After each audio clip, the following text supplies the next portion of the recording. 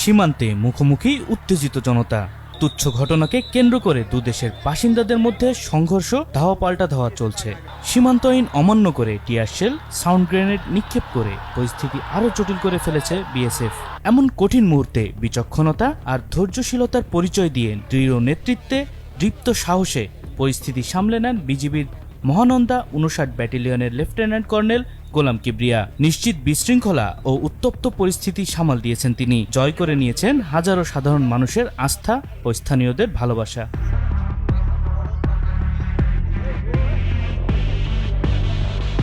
ঘটনার দিন চাঁপাইনবাবগঞ্জের কিরণগঞ্জ চৌকা সীমান্তে জোর করে বাংলাদেশের ভেতরে প্রবেশ করে আম গাছ, বরই গাছ এবং ফসল কাটতে শুরু করে ভারতীয়রা। বাধা দিতে ছুটে আসে বাংলাদেশিরাও। এই ঘটনাকে কেন্দ্র করে দুই পক্ষের মধ্যে শুরু হয় ব্যাপক উত্তেজনা। এমনকি ওপার থেকে গোলা, ককটেল এবং টিয়ার গ্যাস ছোড়ে বিএসএফ। এরকম অস্থিতিশীল পরিস্থিতিতে ভারতের কোনো উস্কানিতে পা না দিয়ে নিজের দেশের মানুষের সাথে থেকে পরিস্থিতি নিয়ন্ত্রণে রেখেছে বিজিবি সদস্যরা।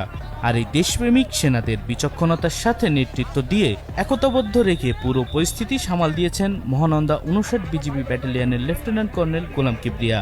এমনকি পতাকা বৈঠকে নিজেদের কর্মকাণ্ডের জন্য বিজিবির কাছে ক্ষমা চাইতেও বাধ্য হয় বিএসএফ সদস্যরা। আপনারা জানেন ১৮ তারিখ দুপুরে বাংলাদেশি নাগরিক এবং ভারতীয় নাগরিক তাদের দুই দেশের মধ্যে ঘাস কাটা এবং আম গাছ কাটাকে নিয়ে একটা উত্তেজনাপূর্ণ পরিবেশ সৃষ্টি হয়। অ্যান্ড ফাইনালি আমরা বিজিবি উপস্থিত হয়ে এবং বিএসএফ উপস্থিত হয়ে আমরা ঘটনাটার সুষ্ঠু সমাধান করতে সম্মত হই। তো ওখানে আমি নিজে উপস্থিত ছিলাম এবং সেখানে ফ্ল্যাগ মিটিং করি কমান্ডেন্টের সাথে।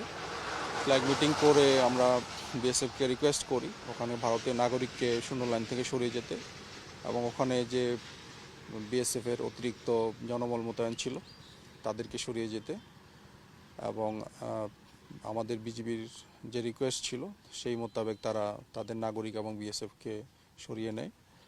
অ্যান্ড ফাইনালি আমাদের বাংলাদেশি নাগরিক যারা ছিল, উত্তেজিত জনতা ছিল এবং যারা বিভিন্ন দর্শনার্থী সেখানে জড়ো হয়েছিল তাদেরকে রিকোয়েস্ট করে আমরা সবাইকে সীমান্ত এলাকা থেকে।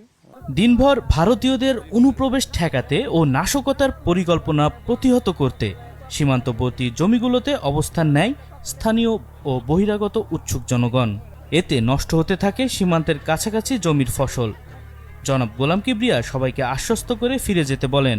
সবাইকে অনুরোধ করেন কৃষকদের ক্ষতি না করার।